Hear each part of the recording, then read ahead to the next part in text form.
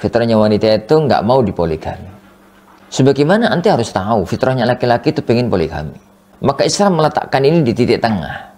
Di titik tengahnya dalam arti semuanya dilihat dari kondisi.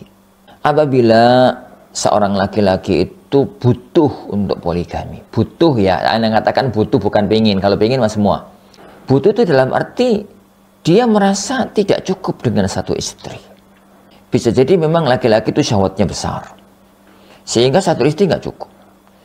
Bisa jadi laki-laki itu syahwatnya normal, nggak besar-besar banget, tapi istrinya yang tidak bisa mengimbangi.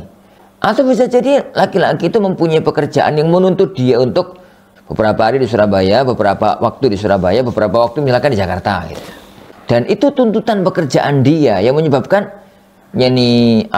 dia di Surabaya butuh istri, dia di Jakarta butuh istri. Hal-hal yang semacam itu dia butuh. Apabila dia butuh, kemudian dirasa mampu dalam artian finansialnya ya ada, dan macam-macamnya juga ada, terpenuhi syaratnya, maka tolong ya ukhti, jangan dilarang. Kenapa jangan dilarang? Suami anti itu butuhnya itu makan 2 piring. Anti paksakan dia makan 1 piring, kasihan toh. Jadi lapar gitu, sehingga kurus mati. Tapi ini juga harus difahami dari sisi yang lain ya akhi, bagi para suami ya. Fahami istri anti itu wanita yang fitrahnya itu nggak mau dipoligami. Kalau memang anti itu antum itu nggak serius, nggak ada keinginan sebenarnya, tapi ngomong, maka nggak usah.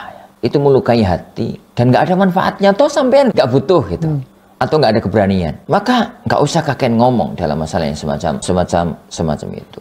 Dan tatkala ada keinginan untuk itu, lihat titik maslahat, titik mafsadah, dan orang per orang itu berbeda. Dan tolong fahami tabiat seorang wanita. Kalau memang istri memahami kondisi, suami juga memahami kondisi, mudah-mudahan yang tercapai hal yang benar-benar diinginkan oleh syariat agama kita yang mulia dalam masalah itu. Ingat ya, poligami itu pernikahan.